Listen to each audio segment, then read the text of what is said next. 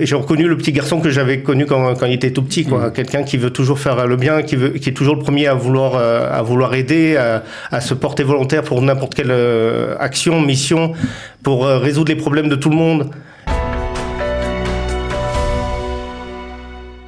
Et nous allons maintenant évoquer le souvenir de Eliaou Meir Ohana, qui est tombé ce Shabbat dans la bande de Gaza. Il avait 28 ans et il était fils de Avi et Annie Ohana. Et pour en parler, nous sommes avec Cyril Kleshevski. Bonjour Cyril. Bonjour. Merci d'être avec nous dans le studio pour parler de ce garçon de 28 ans, papa de 2 enfants, Eliaou Meir Ohana. D'abord, dans quelles circonstances on va parler un peu vous avez bien connu puisque vous habitez Haïfa, vous avez habité aussi une longue période à Haïfa. Comment vous avez connu la famille Ohana tout d'abord? En fait, j'ai fait mon alia il y a à peu près 26 ans. Je suis arrivé directement à Haïfa parce que j'avais une offre d'emploi d'Intel. Et donc j'ai commencé à travailler 10 jours après être arrivé.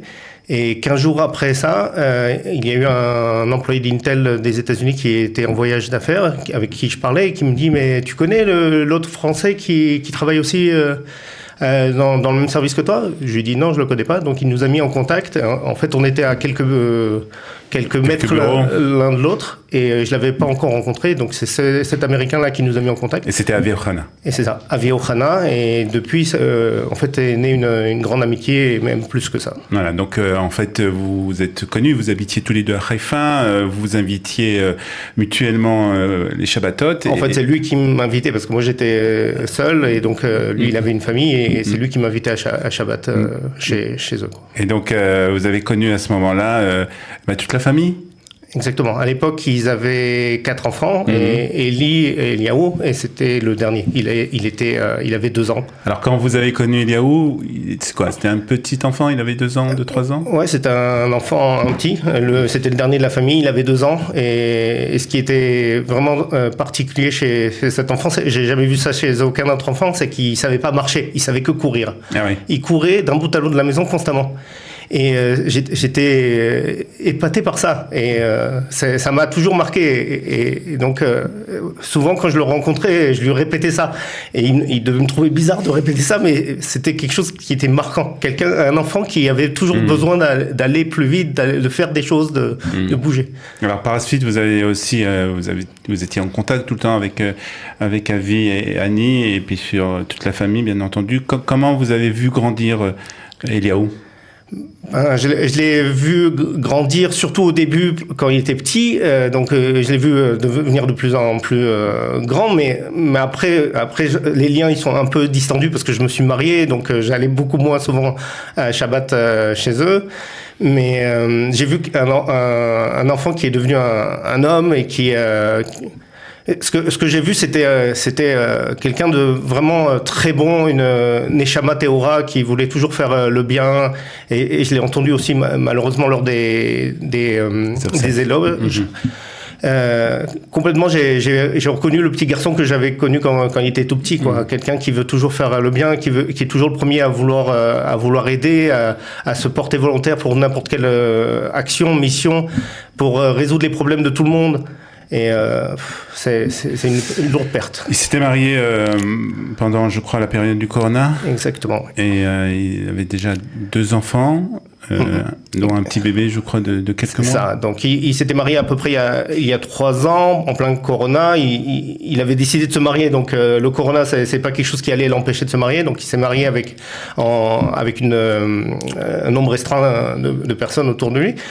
Et il a eu d'abord une fille, après un garçon. Le garçon est né il y a à peu près 1 mois. Ah ouais. Et donc il a eu sa Brit Mila il y a à peu près 1 mois, et malheureusement. Qu'est-ce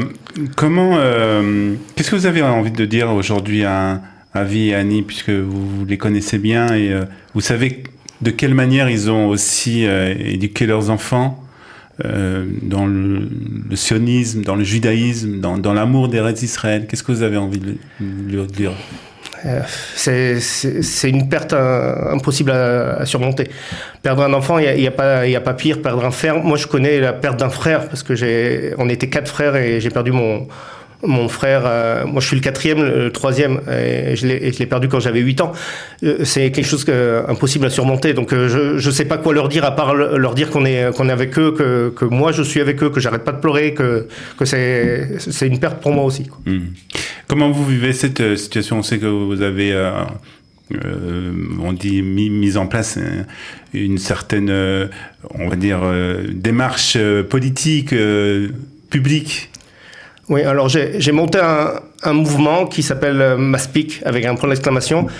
Ce mouvement a pour but, a 2 buts en fait. Le premier, c'est d'encourager les citoyens d'Israël à s'unir, donc viser l'unité des citoyens d'Israël et pas l'uniformité, parce que l'uniformité c'est la dictature, c'est pas ça qu'on veut faire. Et la deuxième chose, c'est de faire en sorte que la démocratie fonctionne correctement, parce que en fait, la démocratie représentative n'est pas très démocratique, et n'est pas très représentative non plus. Ce qui est démocratique dans la démocratie représentative, c'est que on élit des gens à la Knesset qui après nous représentent, mais après le lendemain des élections, ils peuvent faire ce qu'ils veulent, et c'est ce qui se passe. Donc notre but, c'est de faire en sorte que le monde politique écoute, respecte et accomplisse les volontés majoritaires au sein de la population, évidemment dans un cadre qui protège les droits de l'homme et les libertés individuelles, et bien sûr les valeurs du judaïsme. Alors, est-ce que vous continuez toujours dans cette direction, ou vous avez mis un peu, en raison de la guerre, en raison de la situation sécuritaire, militaire, vous avez mis ça un peu de côté? En fait, malheureusement, ce qui s'est passé avec le 7 octobre, c'est un mur qu'Israël s'est pris. Et avant ce mur-là, nous, on voyait clairement qu'on allait se prendre un mur. Donc, on voyait qu'Israël était en direction d'un mur. On pensait à c'est difficile à dire, mais on pensait à pire que ça. On pensait à une guerre civile qui allait naître en Israël, entre les différents courants, la droite, la gauche, les religieux, les chilonim, les laïcs. Et là, on a eu une catastrophe, mais qui, en un sens, a permis de repousser ce risque de guerre civile. Mais il est là, il est sous-jacent. On voit très bien que les hommes politiques continuent à nous diviser. On voit très bien qu'ils essayent constamment de réaviver ça. Vous pensez pas qu'il y aura un changement radical après la guerre, au lendemain de la guerre, lorsque cette guerre se terminera? Est-ce qu'on va pas voir un changement, que ce soit au niveau politique ou même au niveau public?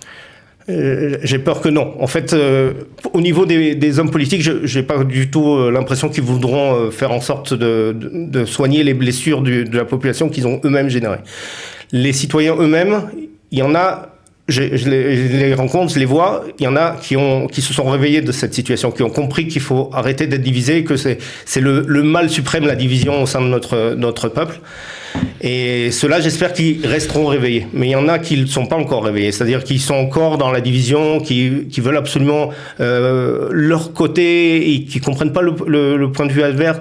Il faut comprendre que ce qui est important dans notre peuple, c'est vraiment l'unité. Et ce qui est intéressant, c'est que même dans nos textes, il est marqué que, y compris si le peuple fait du Avodazara, s'il est uni, rien ne peut nous arriver. Ouais. Donc c'est ça qu'il faut qu'on vise.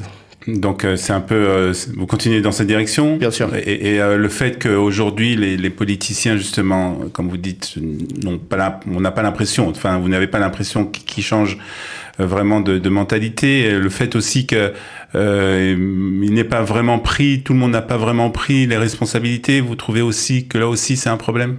C'est sûr, c'est sûr. La chose qui est importante à comprendre, c'est que évidemment il y a un gouvernement actuel, il y a un gouvernement qui a été aux manettes au moment de la catastrophe, mais ce qui s'est passé, c'est pas du tout quelque chose qui s'est produit sur quelques mois. Ils appellent ça conceptia en Israël, c'est une erreur stratégique qui existe depuis des années et des années. Donc tous les gouvernements, tous les hommes politiques, ils ont tous leurs mains dans cette histoire-là. Et très peu se rendent compte et très peu reconnaissent leur tort dans cette histoire. Ce qui est important dans ça, c'est que la guerre est en train de se produire, on a un sentiment d'unité, etc. Mais ce qui est très très important, c'est de construire le jour d'après. Et le jour d'après, dès que la guerre sera terminée, ils recommenceront à se tirer les uns sur les autres en disant c'est votre faute, etc. Alors que c'est la faute de tous, c'est pas la faute que d'un côté ou de l'autre. Cyril, en tout cas, merci d'avoir évoqué la mémoire d'Eliaou Meir Ochana. Et puis, bien entendu, nous sommes de tout cœur avec Avi et Annie Ochana, nos amis. Merci.